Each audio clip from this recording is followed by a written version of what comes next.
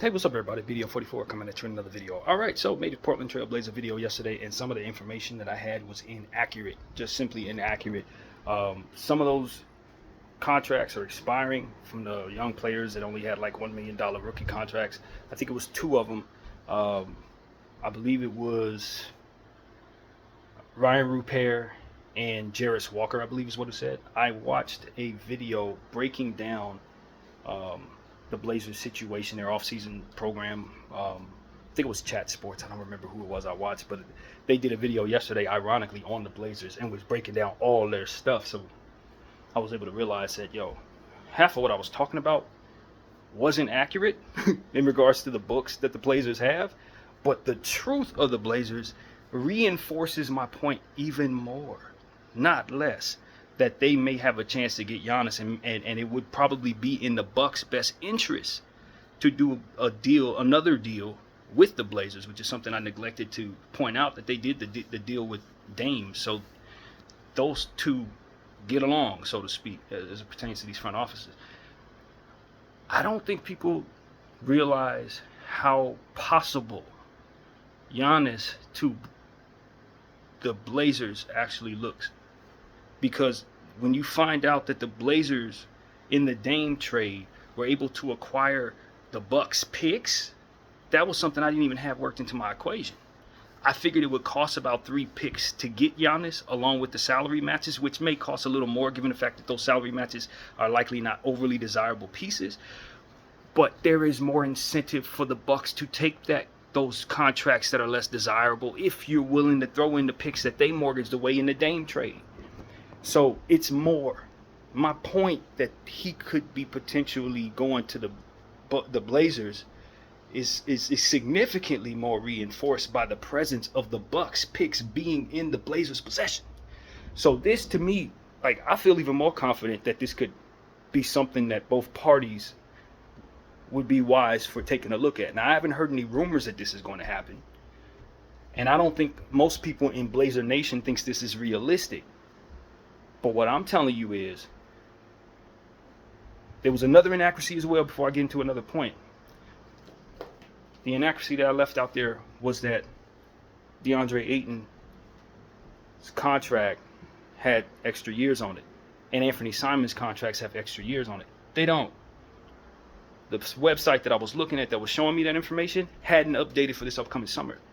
Those two contracts are expiring.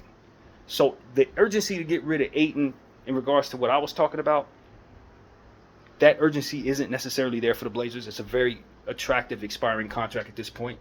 However, it becomes a more reasonable thought that they may be able to move it in a trade to get Giannis because it's expiring, and the Bucks would likely be best for having $34 million coming off their books next summer. So this is, this is very interesting. I just didn't look at the years. I was looking at the fact that it showed 2 years, but 2024, 2025 is already behind us. 2025, 2026 is the year that's ahead for which these contracts would be expiring. So Anthony Simons, 25 years old, $25 million last year, 27 this upcoming year, $27 million expiring. Ayton, $35 million expiring. Robert Williams, $13 million expiring. You can get Giannis by attaching some of your own picks, giving them back all the picks they mortgaged in the Dame trade. You can incentivize them to give you Giannis and take back contracts that are less than desirable, or be willing, maybe not willing. The word I'm trying to say is, you may be able to entice a third team to take one of those undesirable contracts if you attach a first round pick somehow. At this point, somebody may be willing to give you something for the expiring contract of DeAndre Ayton at $34 million. So there wouldn't be too difficult of a task trying to find a third party if for some reason the landing spot wouldn't be Milwaukee. The point is, I think it's a damn good chance that the Blazers front office think they have a better chance at landing Giannis than maybe the field and average Joe who's paying attention actually thinks they do. Because with those expiring contracts, and with them having Milwaukee's first, and Milwaukee now being in a position to need to turn the corner, and it would be in their best interest in getting rid of Giannis to have their first back, I'm pretty damn certain that wherever Giannis goes, they're likely going to want to rope in Portland to get those picks back in their possession. It's the smartest thing to do when you're moving on from literally the fourth best player in the game right now, former MVP and NBA champion Giannis Antetokounmpo. You don't necessarily want to go into the future with whatever bad seasons you have being granted to the Blazers in regards to first round picks. You need those picks back, Milwaukee. You need those picks back. So all of this points to me, and not to mention that, like I said, they're losing Brook Lopez this year. He's likely going to sign somewhere else. So they're going to need a center. They don't have one. DeAndre Ayton is somebody that you think you could probably entice the Milwaukee Bucks to have on their team, at least for this year. And if they want to renegotiate with him, they'll probably be able to renegotiate with him at a much lesser deal than $35 million.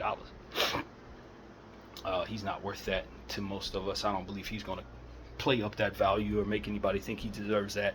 But he will have a lot more opportunities to be more of a featured person in Milwaukee, to say the least, than he's had anywhere else in his career, to be honest with you. So I think now the Jeremy Grant contract still has him. That's not expiring for another 3 years. My thought was to attach Jeremy Grant and DeAndre Ayton. That's like $60 million. That should get it done. But I don't think the Bucks should be willing to take back Jeremy Grant when you know they have Anthony Simons at $25 million expiring. I'm going to want DeAndre Ayton and Anthony Simons, and then I'm going to want my picks back, and I'm probably going to want 2 or 3 of yours. That may be a little hefty,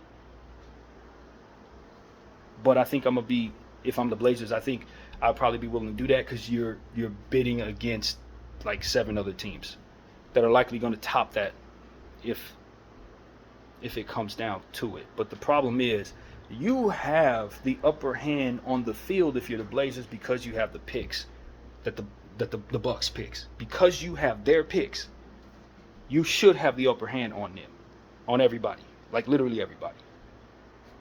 And so that is why I wanted to come back. The Portland will receive the most favorable of its 2028 first round picks protected for selections 15 through 30 if Portland has not conveyed a first round pick to Chicago by 2027. And Milwaukee's first round pick. So if you guys can figure out what that means, my brain is not smart enough to do that. That is a bunch of nonsense, but that's representing the 28 Milwaukee's pick swap, for which I would be giving Milwaukee back in this situation. It's a lot of swaps. Milwaukee swapped 28. Let's see. Milwaukee swapped 30. They got Milwaukee's 30 first round pick. They can swap, yeah. So like they got a couple of Milwaukee's picks, man. 28 and 30 for certain. They got their own for this upcoming year, of course, 11. We know that. That's in this month. They'll be able to draft 11. They will most definitely add that to whatever trade like this would be possible. They got their own next 27. I don't think they have their pick in 26. The Blazers don't. I don't think they have their own pick in 26. But they do have a first round pick in 27. And Milwaukee's second round pick for 27. See, they have a lot of second round picks too. They got their own 27 second rounder. They have their own, let's see, Houston will receive the least favorable of Portland's. So I think they have a swap with Houston on another second round pick next season, or the 27th is what I'm trying to say. They got a first round swap from Milwaukee on 28. They don't have their own pick in 28. Blazers don't. I don't know where that is, but it's not in their possession. They got a second in 28 as well, their own. They got their own pick in 29. They got a second round pick from Indy or Washington in 29. They got a first in 30, as we've already mentioned, from Milwaukee. They don't have their own pick first rounder from 30 though. So I don't know where Blazers picks are. They don't tell us where their picks are. They just tell us if they have them or not. And they got their own pick for 31. and a second rounder in 31, and they also got a second rounder in 30 as well from New York. Okay, here we go. Outgoing draft picks. They don't have a second rounder for this year. That's going to Toronto. They don't have their own pick in 26, as we mentioned. That's actually in Chicago, but it's protected for 1 through 14. So that's a really good pick. They got a really good chance of conveying that. The Blazers do. Their second rounder for 26 is going to one of 3 places: Boston, San Antonio, Washington. Their second rounder for 27, Charlotte holds that the right to swap that. Their second round pick for 27, another one is in Houston. Houston holds the right to swap that. Portland has their 28 pick first rounder. Portland holds the right to swap. It doesn't say with who. I think it's Washington. Washington will receive the most favorable of that. But they got a lot of swaps, man. Portland has a ton of swaps. Second rounder in 29 is in Indiana. The first rounder in 30, Portland holds the right to swap that with Milwaukee. I guess they got that. Milwaukee does from Portland in the trade for Dame. I guess Portland sent out a first rounder in that trade somehow. Has the right to swap the 2030 first round pick from Milwaukee's 2030. Yeah. And then their second rounder in 2030 goes to Philadelphia or Washington. So that's the breakdown of the Blazers' outgoing draft picks, and of course, as we mentioned before that, all of the picks that they have. So they got picks, basically second rounders, first rounders, bunch of swaps, some of which they'll be able to send out, of course, with the Sepien rule, I believe is what they call it. You can't send out consecutive first rounders in one trade. You'd have to kind of like skip that, but they have the ability to at least send out three picks. And I think if I read that correctly, they have 2 first rounders from the Milwaukee Bucks and a bunch of second rounders as well. Some of them are Milwaukee's. They can send Milwaukee all this stuff back, send out expiring contracts of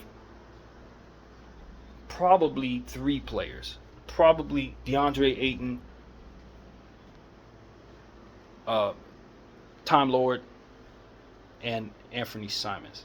That would be what I think would probably match the salary of Giannis Antetokounmpo. And that is an enticing return for the Blazers specifically because it allows them to tank and have merits of their own for whatever ineptitude that they come up with those given seasons. That's really important when you're giving up a guy like Giannis, man. Because you're going to suck. You're going to suck. So the question is, are you getting your own picks for your suffering, or are you letting them go to Portland? And if I'm Milwaukee, that Dame trade should have never been done. It should have never been done, man. So you only have to match $42 million to get Giannis out of here. DeAndre Ayton's at 34 expiring. Anthony Simons brings you over the top, believe it or not. That's at 59. So Portland would have to send out, or Milwaukee would have to send something with Giannis if they want Anthony Simons expiring as well. So maybe they don't take Anthony Simons. Maybe they take Robert Williams to match. I'm doing all of this on the fly with the trade tracker right now, you guys. So, and I accidentally clicked out of it, but you get the point. Like, I think Robert Williams and DeAndre Ayton, 2 centers for which Milwaukee could definitely use, expiring for which Milwaukee could even more so use, could probably get it done if I'm looking at things correctly. Robert Williams, DeAndre Ayton gets you to $46 million. Giannis Antetokounmpo gets you to $42 million. And according to ESPN, you can make that happen. Ayton, Williams, all of Milwaukee's picks, and maybe a few of Portland's picks can get Giannis to Portland. And if I'm Milwaukee, I want to do that deal more than I want to do any other deal that's out there because it gives me my picks back. And there's nothing more important to a tanking squad than having their own picks. So if you're going to outbid Portland, you got to come up with a lot more than just a matching of the picks, because my picks are worth more to me in this situation than someone else's picks in my situation. You see what I'm saying?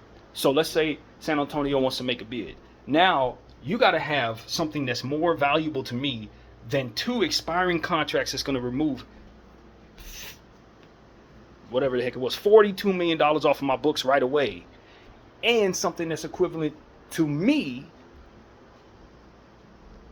as my picks back. So San Antonio gonna want to offer what? Maybe 4 picks and a player or two. Those players are on multiple year contracts. Now you got to throw in more picks. You want to give me your picks? I know you got a good team. Them picks ain't worth crap. I'm gonna need all your picks from here to Texas. If I'm Portland, if I'm trying to do a deal with San Antonio, because now if I'm weighing the bidding against Portland, they can give me my picks back. So your little first rounders that on your great team is not something that's going to look better than Portland's package. New York, you can't outbid Portland. You can't. Because I need my picks more than I need whatever crap you're trying to give me in Giannis' stead. You're going to get outbid by Portland right away. I'm telling you that right now. You ain't got a chance. If Portland's in the mix, you ain't a chance. So, like, if it's about sending Giannis where he wants to go, and he wants to go to New York, then they're going to probably acquiesce and send him to New York. If it's about sending him somewhere where they can get the best return, based on what I'm looking at, Portland probably has the most attractive return for Milwaukee specifically. Now, if he was somewhere else, it's not as it's that they have Milwaukee's picks that makes them the ones that I would want to do the deal with if I'm in Milwaukee's front office. So, like I said, something was telling me to make a video last night. It's weird because I'll tell you the truth, man. I was trying to figure out what I wanted to wear to bed, and I had my hands on a certain color shorts that I wear, and something said, "Nah, grab the red ones." I'm like, "What the heck am I grab the red ones for? What's the significance of that?" And then I ended up making this Portland video. I'm telling you, man, there's something to this whole thing, as I'm saying to y'all.